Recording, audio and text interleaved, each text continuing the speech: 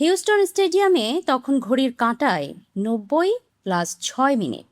Match অতিরিক্ত সময়ে যাওয়ার ঠিক আগ মুহূর্তে গ্যাব্রিয়েল মার্তিনেল্লির এক অবিশ্বাস্য জাদুকরী শট, আর তাতেই যেন পুরো স্টেডিয়ামে আছড়ে পড়ল এক টুকরো ব্রাজিল। জাপানের বুক ভেঙে প্রি কোয়ার্টার ফাইনাল বা শেষ 16 নিশ্চিত করলো 5বারের বিশ্ব চ্যাম্পিয়নরা। আর এই জয়ের সাথে সাথেই ব্রাজিল ভেঙে চুরমার করলো দীর্ঘ 24 বছরের এক অভিশপ্ত খরা। 2002 সালের পর এই প্রথম বিশ্বকাপের মঞ্চে প্রথমার্ধে পিছিয়ে পড়েও খাদের কিনারা থেকে ঘুরে দাঁড়িয়ে এমন অবিশ্বাস্য জয় ছিনিয়ে আনলো সেলেসাওরা। ম্যাচ শেষে একদিকে যখন ভিনিসিয়াস মার্তিনেল্লির বুনো উল্লাস, অন্যদিকে তখন পুরো স্টেডিয়ামের সামনে মাথা নত করে ক্ষমা চাচ্ছেন জাপানি কোচ। কি ঘটেছিল হিউস্টনের সেই রুদ্ধশ্বাস রাতে? ম্যাচের প্রথমার্ধে সামুরাই ব্লু খ্যাত জাপান যে ফুটবল খেললো তা এক কথায় দুর্দান্ত। ব্রাজিলের চেনা সাম্বা ছন্দকে বোকা বানিয়ে ম্যাচের 29 মিনিটে কাইশো সানোর চমৎকার গোলে 1-0 ব্যবধানে এগিয়ে যায় এশিয়ার পরাশক্তিরা। প্রথমার্ধে জাপানের নিরেট রক্ষণাত্মক কৌশলের সামনে গোলমুখ খুলতেই রীতিমতো সংগ্রাম করতে হয় ভিনিসিয়াসদের।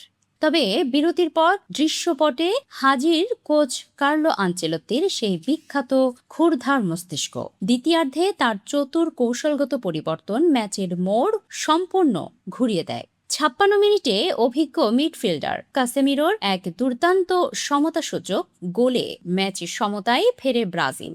সাবেক ইংলিশ ফরওয়ার্ড ক্রিস সাটন এই জয়কে ঠিকই বলেছেন, এটি পুরোপুরি আনচেলত্তির মগজের ফসল। সমতায় ফেরার পর ম্যাচটি উন্মুক্ত হয়ে যায়। ফর্মের তুঙ্গে থাকা ভিনিসিয়াস জুনিয়র 58 মিনিটে বাম প্রান্ত থেকে বল নিয়ে দারুণ গতিতে জাপানি ডিফেন্ডার তেমিয়াসুকে নাট মেক করে বক্সে ঢোকেন।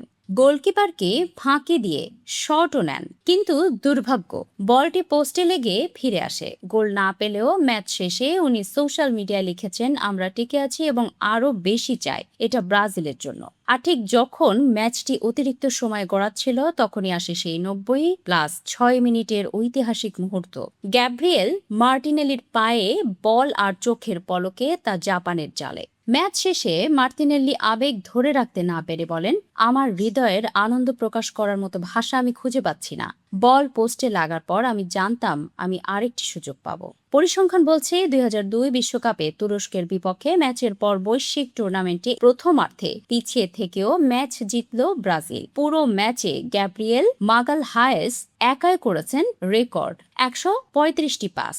অন্যদিকে এই ম্যাচ উপহার দিল বিশ্বকাপের ইতিহাসের অন্যতম এক আবেগঘন ও মর্যাদাপূর্ণ দৃশ্য। 2-1 গোলে হেরে বিশ্বকাপ থেকে বিদায় নেওয়ার পর জাপানের কোচ হাজিমে মোরিয়াসু মাঠের মাঝেই সব খেলোয়াড়দের একত্র করেন। এরপর কোটি কোটি দর্শকদের সামনে ক্যামেরার দিকে মাথা নত করে জাপানের জনগণের কাছে ক্ষমা চান। টানা 8 বছর ধরে জাপানের দায়িত্বে থাকা এই কোচ বলেন, আমি গভীরভাবে দুঃখিত যে আমরা সবাইকে এই জয় উপহার দিতে পারিনি। একজন কোচ হিসেবে আমি মনে করি এর দায়িত্ব আমার এবং আমি সবার কাছে ক্ষমা চাই। তবে আমার খেলোয়াড়রা তাদের সর্বস্ব উজাড় করে দিয়েছে। হারের পরও কোচের এমন নিবেদন দেখে জাপানি খেলোয়াড় এবং সমর্থকরা করতালির মাধ্যমে তাকে সর্বোচ্চ সম্মান জানান।